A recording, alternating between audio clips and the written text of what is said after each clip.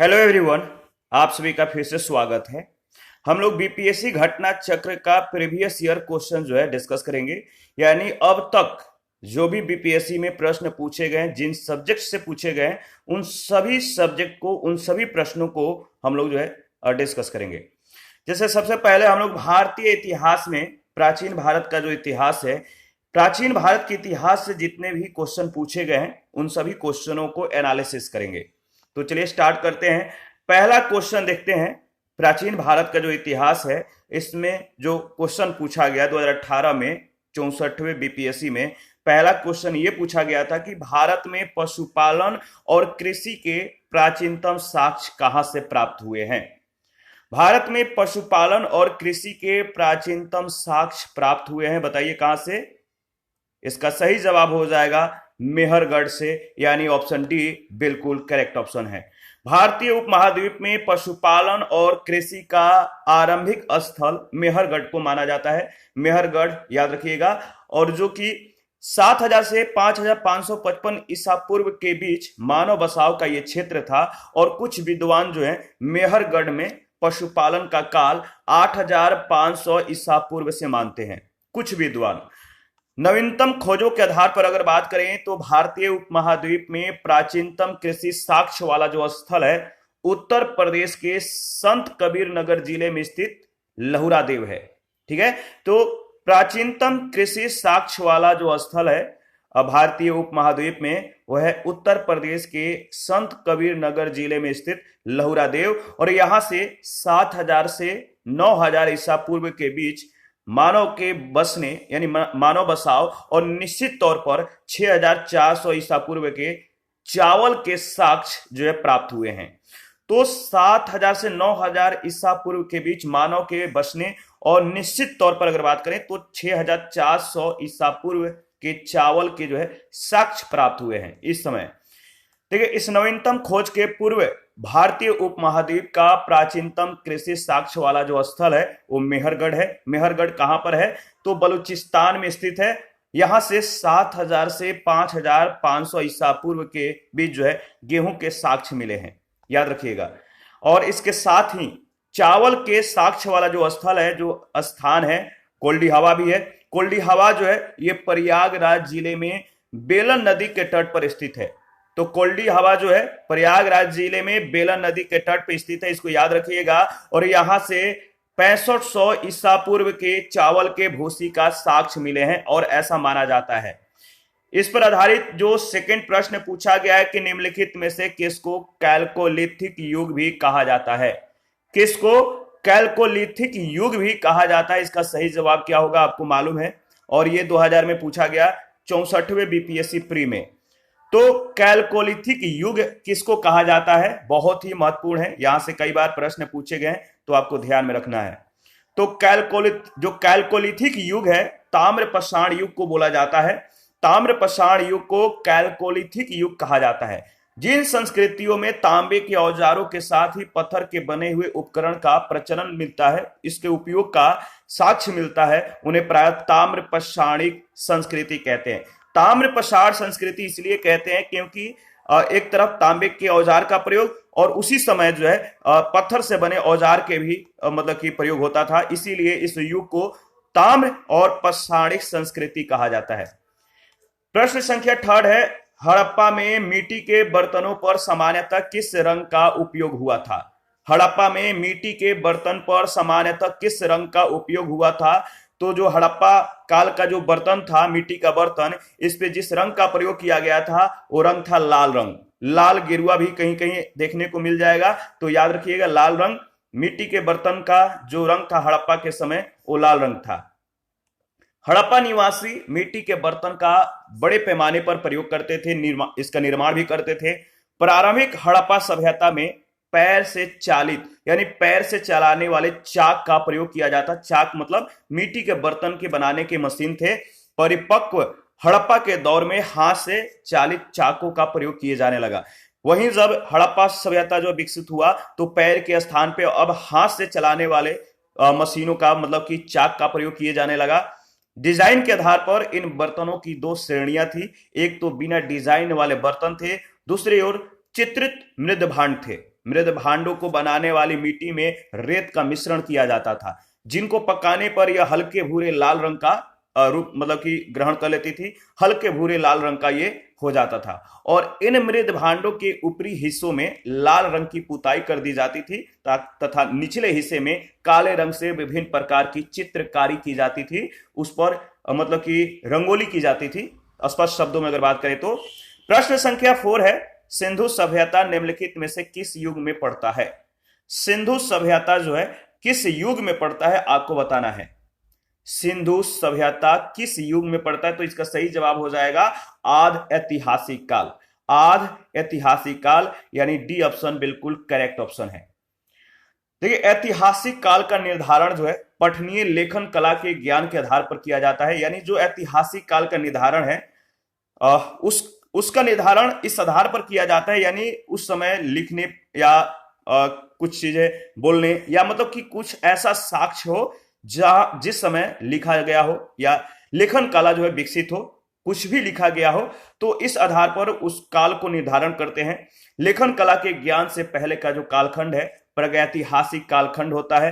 भारतीय इतिहास में 2500 बीसी से 600 बीसी का कालखंड आदि ऐतिहासिक माना जाता है। यानी 2500 से 600 जो बीसी का काल है कालखंड है, इसको आदि ऐतिहासिक माना जाता है और सिंधु सभ्यता आदि ऐतिहासिक काल की सभ्यता है। अच्छा, यहाँ पे जो बीसी है, बीसी का क्या मतलब है आप कमेंट करके बताइएगा। अगर आपको पता नहीं है तो मैं बताऊंगा, आप कमेंट कीजिएगा, वहां पे आपको जवाब दिया जाएगा बीसी का मतलब क्या होता है। तो याद रखिएगा, सिंधु सभ्यता जो है आदि ऐतिहासिक काल की सभ्यता है और यहाँ पे लेखन कला का ज्ञान तो था, परंतु अभी तक इसे मतलब इस लेखन कला को जो है जो लिखा गया था, जो उस समय की जो साक्ष्य प्राप्त हुआ है उसे अभी तक पढ़ा नहीं जा सका है। तो लेखन कला का ज्ञान तो है, लेकिन अभी तक उस लेखन कला को जो लिखे गए मतलब कि साक्ष्य हैं जो लिखे गए थे उस समय, उस साक्ष्य को अभी तक जो है पढ़ने में सफलता नहीं प्राप्त हुआ है। इसके बाद प्रश्न संख्या 5 है, सिंधु घाटी सभ्यता। सिंधु घाटी सभ्यता की सबसे महत्वपूर्ण विशेषता क्या है? तो देखिए, सिंधु घाटी सभ्यता की जो सबसे महत्वपूर्ण विशेषता है, इसमें आपको 5 ऑप्शन है और ये बीपीएससी 2017 में प्री में यानी 63वें बीपीएससी में पूछा गया था। बहुत ही महत्वपूर्ण प्रश्न है। सिंधु घाटी सभ्यता की सबसे महत्वपूर्ण विशेषता क्या है आप बताइए। तो इसका सही जवाब हो जाएगा, बताइए, ऑप्शन ए, पक्की ईंट से बनी इमारत। ऑप्शन ए बिल्कुल करेक्ट ऑप्शन है। देखिए, सिंधु घाटी सभ्यता की जो प्रमुख विशेषता है, नगर नियोजन को माना जाता है। उस समय नगर नियोजन की जो प्रणाली थी बहुत ही विकसित था। यहाँ पे नगर और कस्बे एक निश्चित योजना के अनुसार बसाए जाते थे, सुसज्जित ढंग से बसाए जाते थे। पक्की ईंट से बनी इमारत में मोहनजोदड़ो का विशाल स्नानागार और अन्नागार प्रमुख है। ठीक है, स्नानागार और अन्नागार यहां से कई बार प्रश्न पूछे गए हैं, याद रखिएगा। और इन्हीं और जो अनागार या जो स्नानागार हैं, इनकी जो सतह है पक्की ईंटों की बनी हुई है जिसे जिप्सम तथा मोटरार द्वारा जोड़ा गया है। तो जिप्सम और मोटरार के द्वारा जोड़ा गया है इन ईंटों को। प्रश्न संख्या 6 है, निम्नलिखित में से कौन सा एक हड़प्पा का बंदरगाह है? कौन सा एक हड़प्पा का बंदरगाह है? 4 ऑप्शन हैं और आपको बताना है कि निम्नलिखित में से कौन सा एक हड़प्पा का बंदरगाह है। तो आपका सही जवाब हो जाएगा ऑप्शन बी, लोथल। देखिए, हड़प्पीय नगर लोथल गुजरात के अहमदाबाद जिले में भोगवा नदी के किनारे स्थित है। तो यहाँ पे 2-3 प्रश्न बनते हैं, आपको ध्यान में रखना है कि जो लोथल है किस नदी के किनारे स्थित है, कहां पर स्थित है। तो गुजरात के अहमदाबाद में, ठीक है, और ये हड़प्पीय नगर है लोथल और ये भोगवा नदी के किनारे स्थित है। यहाँ की सबसे महत्वपूर्ण जो उपलब्धि है वह हड़प्पा कालीन बंदरगाह, तो याद रखिएगा। और प्रश्न संख्या 7 है, आपको बताना है कि निम्नलिखित में से कौन सा हड़प्पा कालीन स्थल गुजरात में है, बताइए। अभी कुछ ही सेकंड पहले हम लोगों ने इसके बारे में डिस्कस किया है। कौन सा हड़प्पा कालीन स्थल जो है गुजरात में है? तो इसका सही जवाब हो जाएगा, बताइए, ऑप्शन ए। ऑप्शन ए बिल्कुल करेक्ट ऑप्शन है, लोथल। और ये भोगवा नदी के किनारे स्थित है और ये गुजरात के किस जिले में? तो अहमदाबाद जिले में स्थित है। देखिए, कुछ ही सेकंड पहले हम लोगों ने इसके बारे में डिस्कस किया था। प्रश्न संख्या 8 है, निम्नलिखित में से किस हड़प्पा कालीन स्थल से टेराकोटा का हल प्राप्त हुआ है? टेराकोटा का हल, ठीक है, हल जो है खेत जोतने वाला, खेत यानी कृषि कार्य में ये उपयोग किए जाने वाला एक उपकरण था। टेराकोटा का जो हल है प्राप्त हुआ है किस हड़प्पा कालीन स्थल से, आपको बताना है। तो देखिए इसका सही जवाब हो जाएगा बनावली से। ऑप्शन बी बिल्कुल करेक्ट ऑप्शन है। और देखिए हरियाणा के फतेहाबाद जिले में, हरियाणा के किस जिले में? फतेहाबाद जिले में स्थित बनावली से टेराकोटा का जो है हल प्राप्त हुआ है। तो याद रखिएगा फतेहाबाद जिले में, और हरियाणा के ये फतेहाबाद जिले में स्थित है कौन? बनावली, और यहीं से टेराकोटा का जो है हल प्राप्त हुआ है। प्रश्न संख्या 9 है, निम्नलिखित में से किस हड़प्पा नगर में जूते हुए खेतों के निशान मिले हैं? यानी कृषि करते वक्त जो खेत जोता जाता है, खेत को यानी मिट्टी को उलट पलट किया जाता है, इसको जोतना बोलते हैं, खेत को जोतना। तो जूते हुए खेतों के जो निशान मिले हुए हैं किस हड़प्पा नगर में मिले हुए हैं, आपको बताना है। तो देखिए हड़प्पा नगर में जूते हुए खेतों के जो निशान मिले हुए हैं कालीबंगा से मिला हुआ है। और हड़प्पा सभ्यता के जो प्रश्न दिया गया है, प्रश्न के अनुसार अगर बात करें तो हड़प्पा सभ्यता के स्थलों में से खंभात के खाड़ी के निकट स्थित लोथल से गोदीवाड़ा के साक्ष्य मिले हुए हैं। ठीक है, लोथल से गोदीवाड़ा। और राजस्थान के हनुमान, जो राजस्थान है, राजस्थान के हनुमानगढ़ जिले में, हनुमानगढ़ जिला है राजस्थान का, यहां जो है घग्गर नदी के किनारे स्थित कालीबंगा से जूते हुए खेत के साक्ष्य मिले हैं। तो आप याद रखिएगा खंभात के खाड़ी के निकट स्थित लोथल से गोदीवाड़ा के साक्ष्य मिले हैं, और राजस्थान के हनुमानगढ़ जिले से घग्गर नदी के किनारे बसा हुआ कालीबंगा से जूते हुए खेत के साक्ष्य मिले हुए हैं। और गुजरात के धौलावीरा से हड़प्पा लिपि के बड़े आकार के 10 चिन्हों वाला एक शिलालेख भी मिला है। ठीक है, हरियाणा के फतेहाबाद जिले में स्थित बनावली से पक्की मिट्टी की बनी हुई हल की प्रतिकृति मिली हुई है। यानी मिट्टी के, पकाए हुए मिट्टी के जो हल हैं, इसकी जो है प्रतिकृति मिली हुई है। कहां से? बनावली से। और ये कहां पे है बनावली? हरियाणा के फतेहाबाद जिले में। तो ये सभी जो इंफॉर्मेशन है ना, आप याद रखिएगा, यहां से भी प्रश्न पूछे जाते हैं। जैसे पूछा जाएगा मिलान करने के लिए कि बनावली किस जिला में या किस राज्य में है, ठीक है, या जो बनावली है, या जो आपका मतलब कि धौलावीरा है, या जो हड़प्पा सभ्यता है, ये किस नदी के किनारे बसा हुआ था, या जो मतलब कि ये सब जो प्रश्न है इस तरह से भी पूछे जाएंगे। मिलाने के लिए भी पूछा जाएगा, मिलान करने के लिए, या एक लाइन में भी पूछा जा सकता है कि जो कालीबंगा है, या जो हड़प्पा सभ्यता है, या जो बनावली है, ये किस नदी के किनारे या किस राज्य में, या किस राज्य के किस जिले में स्थित है। ऐसे भी प्रश्न पूछे जाते हैं। प्रश्न संख्या 10 है, निम्नलिखित में से कौन हड़प्पा और मोहनजोदड़ो के उत्खनन से संबंधित नहीं थे? हड़प्पा और मोहनजोदड़ो के उत्खनन से जो संबंधित नहीं थे वो आप बताइए। इसका सही जवाब क्या हो जाएगा? ऑप्शन ए में दिया गया है आर.डी. बनर्जी। तो हड़प्पा और मोहनजोदड़ो के उत्खनन से जो संबंधित नहीं थे, ऑप्शन ए में आर.डी. बनर्जी है। ऑप्शन बी जो दिया गया है के.एन. दीक्षित। और ऑप्शन सी के अनुसार अगर बात करें तो दिया गया है ऑप्शन सी में एम.एस. वॉस।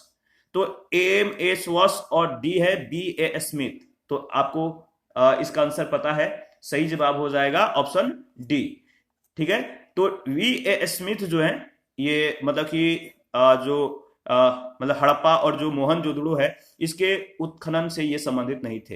हड़प्पा का सर्वेक्षण 1921 में दयाराम साहनी के द्वारा किया गया था। ठीक है, और 1926-27 से 1933-34 में माधव स्वरूप वत्स के द्वारा हड़प्पा के उत्खनन कार्य से संबंधित ये रहे। यानी माधव स्वरूप जो है ये हड़प्पा के उत्खनन के कार्य से संबंधित कब से कब तक रहे? 1926-27 से 1933-34 के बीच। और मोहनजोदड़ो की खोज 1922 में राखलदास बनर्जी ने की थी। ठीक है, इसके पुरातात्विक महत्व की ओर ध्यान आकर्षित किया था राखलदास बनर्जी ने। और इनके अतिरिक्त राखलदास बनर्जी के अलावे अगर बात करें तो कुछ अन्य विद्वान भी थे। के.एन. दीक्षित थे, अर्नेस्ट मैके थे, आर.एल. एस्टीन थे, ए. घोष थे, जे.पी. जोशी आदि ने भी इस सभ्यता के खोज में महत्वपूर्ण योगदान दिया। स्पष्ट है कि बीए स्मिथ हड़प्पा सभ्यता के खोज से संबंधित नहीं रहे, बल्कि ये भारतवीर एवं कला कला इतिहास के रूप में प्रसिद्ध थे। तो बीए स्मिथ का नाम याद रखिएगा। प्रश्न संख्या 11 है, बोगजगोई का महत्व इसलिए है, क्या किस लिए महत्व है? तो जो बोगजगोई है, बोगजकोई, इसका जो महत्व है, वहां जो अभिलेख प्राप्त हुए हैं उनमें वैदिक देवी और देवताओं का वर्णन मिलता है। ठीक है, तो ऑप्शन ए बिल्कुल करेक्ट ऑप्शन है।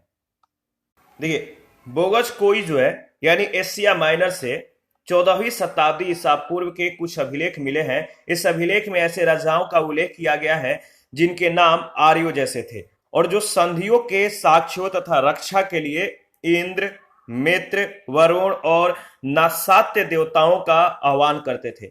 इससे ज्ञात होता है कि वैदिक आर्य ईरान से होकर ही भारत में आए होंगे। 12 नंबर है, प्रसिद्ध 10 राजाओं का युद्ध किस नदी के तट पर लड़ा गया? 10 राजाओं का युद्ध किस नदी के तट पर लड़ा गया? इसका सही जवाब है परुश्रणी नदी के तट पर, यानी वर्तमान रावी नदी के तट पर लड़ा गया था। दसराग युद्ध या 10 राजाओं का जो युद्ध है परुश्रणी नदी यानी अब के रावी नदी के तट पर लड़ा गया था, जिसमें भरतों के राजा सुदास ने 10 राजाओं के एक संघ को हराया था। इस संघ में आर्यों के प्रमुख जन अनु, दु, यदु, पुरु, तुर्वसु थे और 5 लघु जनजातियों का समूह सम्मिलित था, जिसके पुरोहित विश्वामित्र थे। 13 नंबर है, ऋग्वेद का कौन सा मंडल पूर्णतः सोम को समर्पित है? ठीक है, एक सोम का मतलब सोम देवता थे और दूसरा सोम एक पेय पदार्थ भी था, तो दोनों को याद रखिएगा। ऋग्वेद का कौन सा मंडल सोम को समर्पित है? तो ऋग्वेद का 9वां मंडल जो है सोम को समर्पित है। ऋग्वेद में कुल 10 मंडल थे और 9वां मंडल जो है इसके सभी जो मंत्र है 114 मंत्र सोम को समर्पित है। सोम आर्यों का मुख्य पेय था, जिसे मुजवंत पर्वत से प्राप्त किया जाता था। ऋग्वेद के 10वें मंडल में चारों वर्णों की उल्लेख मिलता है, यानी इनके उत्पत्ति का उल्लेख किया गया है, चारों वर्णों का। 14 नंबर है, ऋग्वेद संहिता का 9वां मंडल पूर्णतः किसको समर्पित है? तो आपको मालूम है ऋग्वेद संहिता का जो 9वां मंडल है किसको समर्पित है? तो याद रखिएगा, इसका सही जवाब हो जाएगा सोम और इस पेय पर नामकृत देवता को, यानी डी ऑप्शन बिल्कुल करेक्ट ऑप्शन है। 15 नंबर है, गायत्री मंत्र किस पुस्तक में मिलता है? गायत्री मंत्र किस पुस्तक में मिलता है? इसका सही जवाब है ऋग्वेद में, सी ऑप्शन बिल्कुल करेक्ट ऑप्शन है। गायत्री मंत्र जो है ऋग्वेद में उल्लेखित है और इसके रचनाकार विश्वामित्र है। यह मंत्र ऋग्वेद के 3 मंडल में वर्णित है। प्रश्न संख्या 16 है, निम्न में से किस भारतीय दर्शन ने परमाणु सिद्धांत का प्रतिपादन किया था? किस भारतीय दर्शन ने परमाणु सिद्धांत को जो है प्रतिपादित किया? इसका सही जवाब क्या होगा? याद रखिएगा, इसका सही जवाब हो जाएगा, देखिए, वैशेषिक, यानी डी ऑप्शन बिल्कुल करेक्ट ऑप्शन है, वैशेषिक। वैशेषिक दर्शन के अनुसार अगर बात करें तो सृष्टि का जो निर्माण है वो हर एक पदार्थ जो सृष्टि में है, यानी जो हमारे इस धरती पर है, इस संसार में है, वो प्रत्येक पदार्थ जो है एक अणु से बना है, एक सूक्ष्म मतलब कि कण से बना हुआ है। महर्षि कणाद इस दर्शन के प्रवर्तक थे। 17 नंबर है, महावीर स्वामी का जन्म कहां हुआ था? महावीर स्वामी का जो जन्म है वो कहां हुआ था, आपको बताना है। बहुत ही महत्वपूर्ण प्रश्न है, कई बार यह प्रश्न पूछा जा चुका है। महावीर स्वामी का जो जन्म है कहां हुआ था? देखिए, ये 2011 में भी पूछा गया, 2005 में भी पूछा गया था, 1997 में भी पूछा गया था और बहुत ऐसे मतलब कि एग्जाम है जहां पर यह प्रश्न कई बार पूछा गया। तो महावीर स्वामी का जन्म याद रखिएगा कुंडग्राम में हुआ था, ऑप्शन ए बिल्कुल करेक्ट ऑप्शन है। और महावीर स्वामी का जो जन्म है कुंडग्राम या कुंडलपुर में, और ये वैशाली के निकट है, 599 ईसा पूर्व में हुआ था। और उनकी माता त्रिशला वैशाली के लिच्छवी गणराज के प्रमुख चेटक की बहन थी और पिता का नाम था सिद्धार्थ और ये ज्ञात्रिक कुल के सरदार थे। उनके बड़े भाई नंदीवर्धन थे और कुछ प्राचीन संस्करण की जो एनसीईआरटी पुस्तक है इसमें महावीर स्वामी का जो जन्म है 540 ईस्वी पूर्व जो है लिखा गया है और इसी आधार पर अनेक प्रकाशकों ने भी अपने पुस्तकों में इनके जन्म तिथि को यही अंकित किया, जो कि भ्रम की स्थिति में मतलब की है, ये सही नहीं है। महावीर स्वामी का जो सही जन्म तिथि है वह है 599, ठीक है। और इसको आप याद रखिएगा, क्योंकि महावीर स्वामी जो है, याद रखिए, महावीर स्वामी जो है वो महात्मा बुद्ध के पहले के काल के हैं। महात्मा बुद्ध का जो जन्म है 563 ईस्वी पूर्व में हुआ था, तो याद रखिएगा। अब जो है, जो नई संस्करण की एनसीईआरटी पुस्तकें हैं, अब महावीर स्वामी का जो जन्म है उसमें 599 ईस्वी पूर्व जो है प्रकाशित किया गया है, अंकित किया गया है। प्रश्न संख्या 18 है, महावीर जैन के मृत्यु, महावीर जो स्वामी है इनकी मृत्यु निम्नलिखित में से किस नगर में हुई? तो महावीर स्वामी की मृत्यु किस नगर में हुआ था आपको बताना है। इसका सही जवाब क्या होगा? तो देखिए, इसका सही जवाब हो जाएगा पावापुरी। महावीर स्वामी का जो मृत्यु हुआ था पावापुरी में हुआ था। और जन्म कब हुआ था? 599 ईसा पूर्व में वैशाली के निकट कुंडग्राम में हुआ था। महावीर स्वामी के पिता सिद्धार्थ थे और ये ज्ञात्रिक कुल के सरदार थे, और वजी संघ का ये एक प्रमुख सदस्य थे। 527 ईसा पूर्व के लगभग यानी 72 वर्ष की आयु में राजगृह के समीप स्थित पावापुरी नामक स्थान पर उन्होंने अपने शरीर को त्याग दिया। प्रश्न संख्या 19 है, भगवान महावीर का प्रथम शिष्य कौन था? तो यहाँ पे आपको महावीर स्वामी के संदर्भ में जो यादें रखना है कि इनका जन्म कब हुआ था, मृत्यु कब हुआ था, इनके पिता का नाम क्या था, ठीक है, इनकी माता का नाम क्या था, और इन्होंने कितने वर्ष में अपने शरीर को त्याग किया था, ठीक है, और इनके पुत्री का नाम, इनके दामाद का नाम क्या था, तो आपको याद रखना है। महावीर स्वामी का प्रथम शिष्य थे, उनके दामाद थे जिनका नाम था जमाली। भगवान महावीर का जन्म क्षत्रिय वंश में जो है सिद्धार्थ के यहाँ 599 ईसा पूर्व में हुआ था, और इनके पत्नी का नाम यशोदा था। उनसे प्रिय दर्शना नामक एक पुत्री का जन्म हुआ था। पुत्री का विवाह जमाली नाम के एक क्षत्रिय से किया गया था, जो बाद में महावीर स्वामी का अनुयायी बन गया। वह उनका प्रथम शिष्य था। जमाली ने बाद में महावीर का जो है विरोध किया और बहुतरवाद नामक एक संप्रदाय, नई संप्रदाय की शुरुआत की। 11 अन्य प्रधान शिष्य जिन्हें गणधर कहा जाता है, इनका नाम याद रखिएगा, इंद्रभूति, अग्निभूति, वायुभूति। इंद्रभूति, अग्निभूति, वायुभूति ये तीनों भाई थे, और आर्यव्यक्त, सुधर्मन, मणिक पुत्र, मौर्य पुत्र, अकंपित, अचल, मैत्रेय और प्रभास, इनका नाम याद रखिएगा, इंपॉर्टेंट है। प्रश्न संख्या 20 है, निम्नलिखित में से कौन सबसे पूर्वकालिक जैन ग्रंथ कहलाता है? निम्नलिखित में से कौन सबसे पूर्वकालिक जैन ग्रंथ कहलाता है? इसका सही जवाब क्या होगा? तो देखिए, इसका सही जवाब हो जाएगा 14 पूर्व, यानी ऑप्शन सी बिल्कुल करेक्ट ऑप्शन है। 14 पूर्व प्राचीन जैन ग्रंथ है। अंतिम नंद राजा के समय में संभुत विजय और भद्रबाहु संघ के अध्यक्ष थे, ठीक है, संभुत विजय तथा भद्रबाहु संघ के अध्यक्ष थे, और यही महावीर के द्वारा प्रदत्त 14 पूर्वों के विषय में जानने वाले अंतिम व्यक्ति थे। 12 अंग में जैन सिद्धांतों का संकलन प्रथम जैन सभा में किया गया था, ठीक है। और प्रश्न संख्या 21 है, महात्मा बुद्ध ने अपना पहला धर्म चक्र परिवर्तन किस स्थान पर दिया था?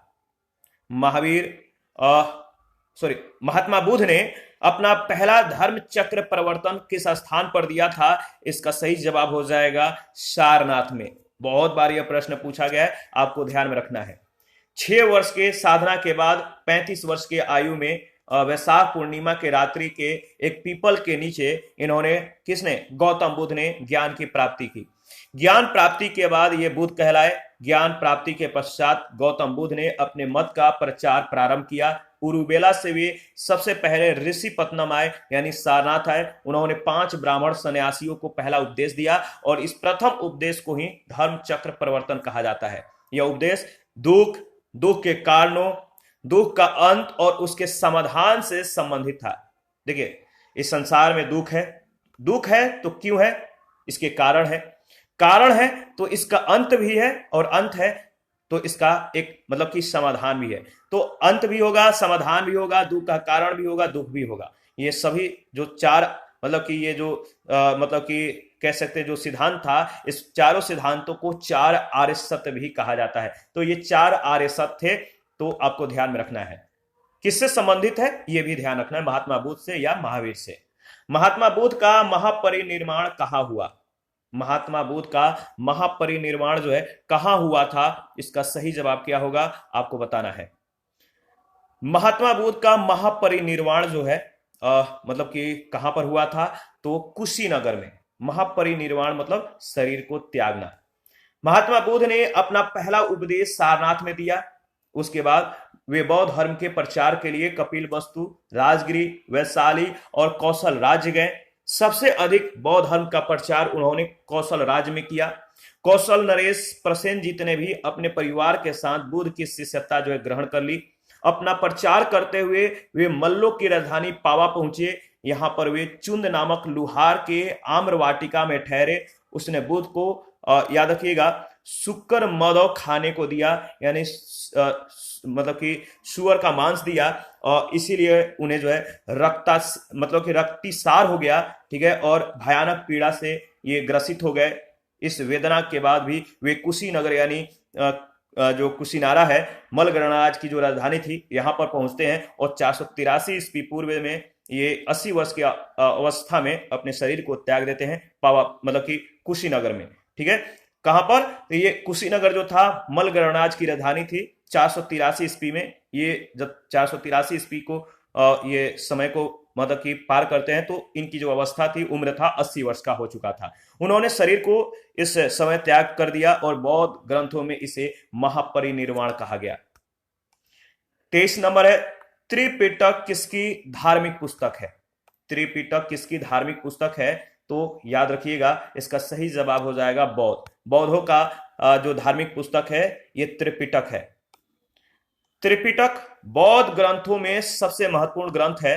धर्म ग्रंथों में बौद्ध का जो धर्म ग्रंथ है त्रिपिटक सबसे महत्वपूर्ण है, इसको ध्यान में रखना है, इंपॉर्टेंट है। यहां से कई बार प्रश्न पूछे गए हैं। बुद्ध की जो मृत्यु है, बुद्ध के मृत्यु के बाद उनकी शिक्षाओं को संकलित करके 3 भागों में बांटा गया। इन्हीं को त्रिपिटक कहते हैं। पहला जो भाग है इसका विनय पिटक है, और इसमें जो है संघ से संबंधित नियम और आचार के शिक्षाएं अंकित हैं। दूसरा है सूत पिटक, इसमें महात्मा बुद्ध के वचन को जो है अंकित किया गया है। और तीसरा है अभिधम पिटक, इसमें दार्शनिक सिद्धांत को उल्लेखित किया गया है। तो याद रखिएगा विनय पिटक, सूत पिटक और अभिधम पिटक, और इनका विषय वस्तु क्या है ये भी मतलब कि ध्यान में रखना इंपॉर्टेंट है। 24 नंबर है, त्रिरत्न या 3 रत्न जैसे सटीक ज्ञान, सच्ची आस्था और सटीक क्रिया निम्न में से किससे संबंधित है? बताइए इसका सही जवाब क्या हो जाएगा। त्रिरत्न या 3 रत्न जैसे सटीक ज्ञान, सच्ची आस्था और सटीक क्रिया निम्न में से किससे संबंधित है? इसका सही जवाब हो जाएगा, इसका जो संबंध है वो है जैन धर्म से। किससे? जैन धर्म से संबंधित है, यानी ऑप्शन सी जो है बिल्कुल करेक्ट ऑप्शन है।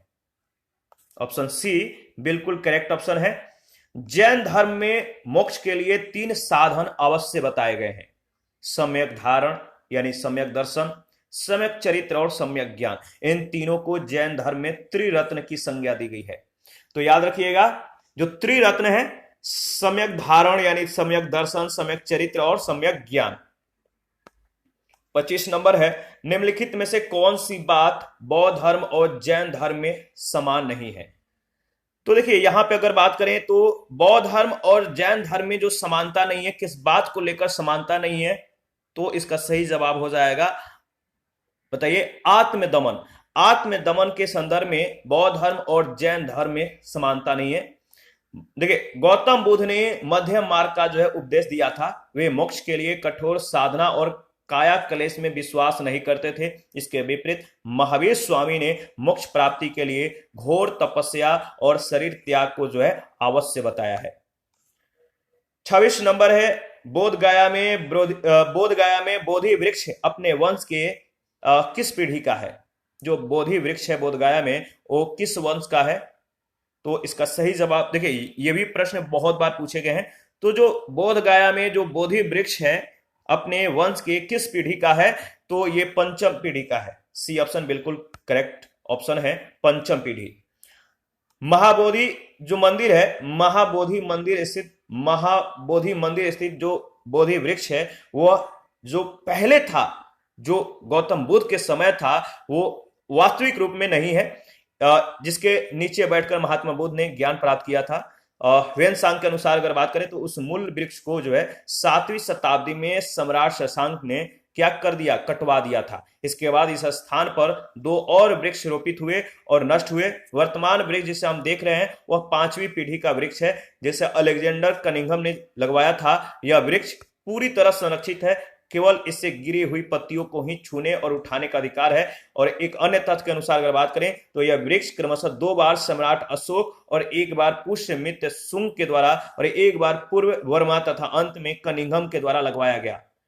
अतः यह 6ठी पीढ़ी का वृक्ष है। बिहार सरकार के पर्यटन विभाग के वेबसाइट पर इसे जो है 5वीं पीढ़ी का बताया गया है। तथ्यों में यह विवाद होने के कारण जो है बिहार लोक सेवा आयोग ने इस प्रश्न को मूल्यांकन से ही बाहर कर दिया था। तो विवाद था कि ये 5वीं पीढ़ी का है या 6वीं पीढ़ी का है। तो बिहार का जो मतलब कि पर्यटन विभाग का जो वेबसाइट है उस पर 5वीं पीढ़ी बताया गया है और कहीं कहीं 6ठी पीढ़ी भी दिखाया गया है, तो इसी को लेकर विवाद था। 27 नंबर है, बराबर की गुफाओं का उपयोग किसने आश्रय गृह के रूप में किया? बराबर के गुफाओं का उपयोग किसने आश्रय गृह के रूप में किया, ठहराव के रूप में किया, अपने रहने के स्थान के रूप में किया? तो इसका सही जवाब हो जाएगा आजीविकों ने। ऑप्शन ए बिल्कुल करेक्ट ऑप्शन है, आजीविकों ने इसका उपयोग आश्रय के लिए किया था।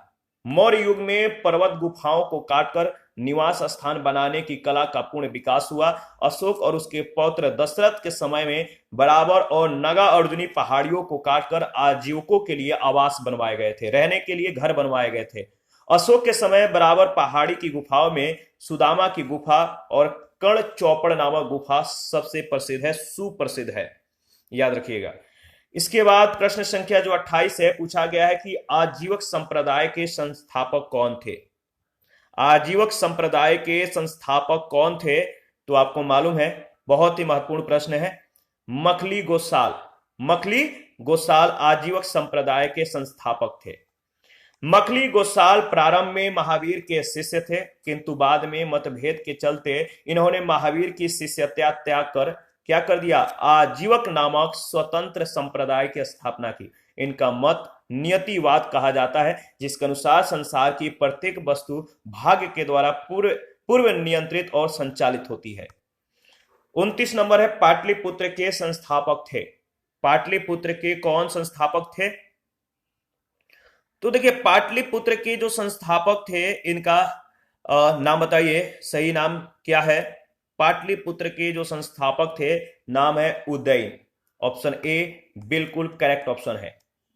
पाटलिपुत्र की स्थापना अजातशत्रु के उत्तराधिकारी उदयन के द्वारा किया गया था, गंगा और सो नदी के संगम पर एक किला बनाकर। इसने मगध साम्राज्य की राजधानी राजगृह से पाटलिपुत्र स्थानांतरित कर दी, ट्रांसफर कर दिया, और यह नगर शिशुनाग वंश, नंद वंश और मौर्य वंश की भी राजधानी रही। प्रश्न संख्या 30 है, किस शासक के द्वारा सर्वप्रथम पाटलिपुत्र का राजधानी के रूप में चयन किया गया?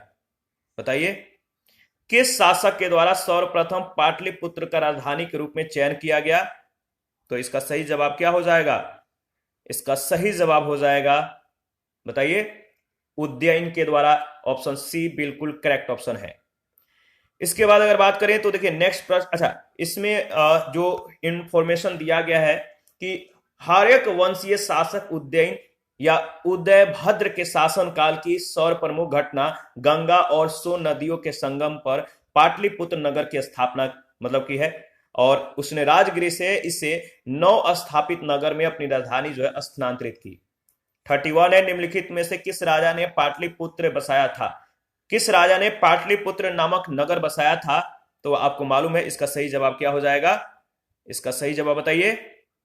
ठीक है, इसका सही जवाब हो जाएगा उदयन। मगध नरेश उदयन के शासन काल की सर्वप्रमुख घटना गंगा और सोन नदी के संगम पर पाटलिपुत्र नामक नगर की स्थापना है। उसने राजगृह से इसी स्थान पर अपनी राजधानी को ट्रांसफर किया, स्थानांतरित की। प्रश्न संख्या 32 है, विश्व का पहला गणतंत्र वैशाली में किसके द्वारा जो है स्थापित किया गया? विश्व का पहला गणतंत्र वैशाली में किसके द्वारा जो है स्थापित किया गया? तो इसका सही जवाब हो जाएगा लिच्छवी। इसका सही जवाब क्या हो जाएगा? याद रखिएगा, लिच्छवी, यानी डी ऑप्शन बिल्कुल करेक्ट ऑप्शन है। देखिए, वैशाली के लिच्छवियों ने विश्व का पहला गणतंत्र स्थापित किया था। वैशाली बुद्ध काल का सबसे बड़ा तथा शक्तिशाली गणराज्य था। लिच्छवी वजी संघ के 100 प्रमुख थे। 33 नंबर है, मगध की प्रारंभिक राजधानी कौन सी थी? मगध की प्रारंभिक जो राजधानी थी, शुरुआत की जो राजधानी थी मगध की, वो कौन सी राजधानी थी? मगध की आरंभिक जो राजधानी थी गिरिव्रज यानी राजगृह थी, सी ऑप्शन। पुराणों के अनुसार अगर बात करें तो मगध पर शासन करने वाला जो पहला राजवंश था बृहद्रथ वंश था। इस वंश के पहले राजा बृहद्रथ का पुत्र जरासंध था, जिसने राजगृह को अपनी राजधानी बनाया, गिरिव्रज को अपनी राजधानी बनाया। बौद्ध ग्रंथों के अनुसार मगध का प्रथम प्रतापी शासक बिंबिसार था। यह हार्यक वंश से संबंधित था और इसकी मृत्यु 492 ईसा पूर्व में हुई। इसके बाद अजातशत्रु मगध का शासक हुआ। अजातशत्रु के पुत्र अजातशत्रु की हत्या करके उसके पुत्र उदय ने अपनी राजधानी राजगृह से पाटलिपुत्र स्थानांतरित की। ठीक है, याद रखिएगा। अजातशत्रु के वंश का नाम क्या था? अजातशत्रु के वंश का जो नाम था, याद रखिएगा, इसके वंश का नाम था हार्यक वंश। मगध का शासक अजातशत्रु, इसका समय है 492 से 460 ईस्वी। अजातशत्रु जो है अपने पिता हार्यक वंश के संस्थापक बिंबिसार की हत्या करके राजगद्दी पर बैठा था और इसकी हत्या जो है, देखिए, अपने पिता जो हार्यक वंश के संस्थापक थे बिंबिसार, अजातशत्रु ने बिंबिसार की हत्या की और अजातशत्रु की हत्या उसके पुत्र जो है मतलब कि किसने, उदय ने की। ठीक है, तो इस तरह से इसका क्रम चलता रहा। तो याद रखिएगा, इसकी हत्या, अजातशत्रु की हत्या उसके पुत्र उदय ने किया। कौशांबी के वंश राजा उदयन से भिन्न जो थे इन्होंने कर दिया था। इसके बाद सैंड्रोकोटस से चंद्रगुप्त मौर्य की पहचान किसने की? सैंड्रोकोटस से चंद्रगुप्त मौर्य की पहचान किसने की थी? तो विलियम जोन्स ने। ऑप्शन ए बिल्कुल करेक्ट ऑप्शन है।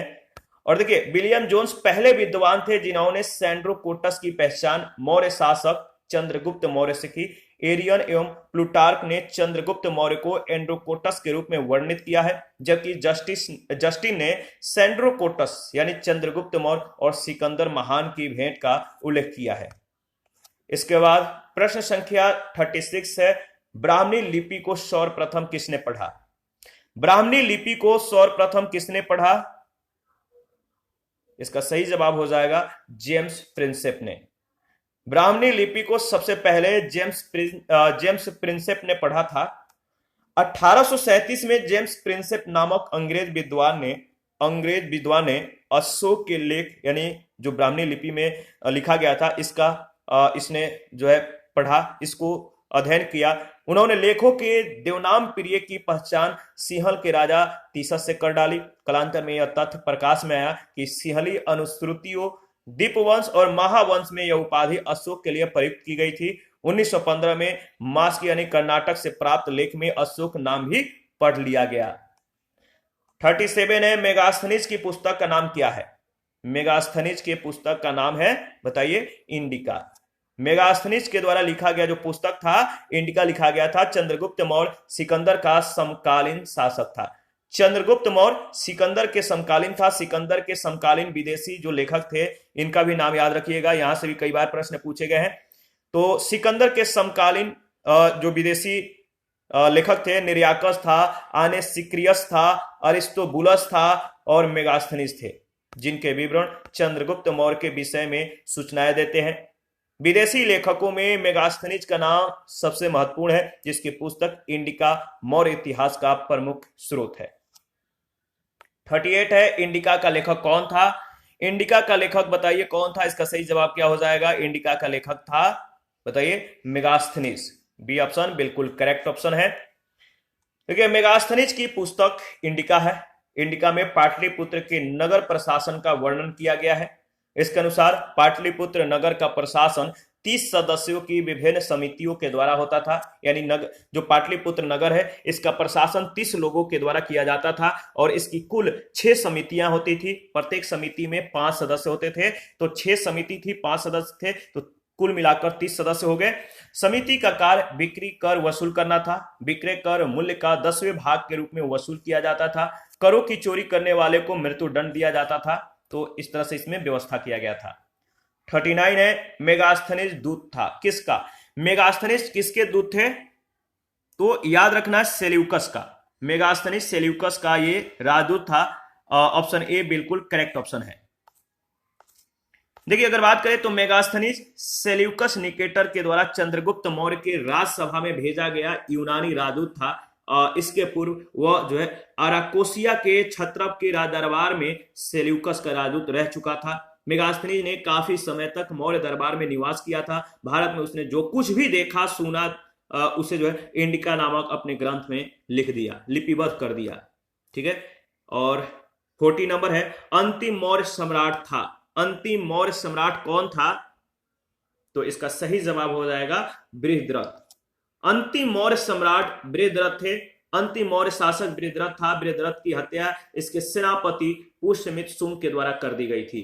ठीक है। और इसके बाद यहां से जो सेशन है यानी 41 का जो क्वेश्चन है, यहां से हम लोग नेक्स्ट सेशन में इसको डिस्कस करेंगे। अभी के लिए इतना ही। आप अपना प्रतिक्रिया देते रहिए। आपके प्रतिक्रियाओं का हमें बेसब्री से इंतजार रहता है। और जिन लोगों ने Telegram channel, Telegram quiz group, Facebook page, Instagram को ज्वाइन नहीं किया है, वीडियो के डिस्क्रिप्शन बॉक्स में उसका लिंक है, आप ज्वाइन कर सकते हैं। और जिन लोगों ने अभी तक पीडीएफ नहीं लिया है, पीडीएफ के लिए Telegram channel, Telegram quiz group या चैनल के कम्युनिटी बॉक्स में जाइए, वहां पे इसके रिगार्डिंग में इंफॉर्मेशन को अपडेट कर दिया गया है। Thank you. मिलते हैं नेक्स्ट सेशन में। अभी के लिए इतना ही।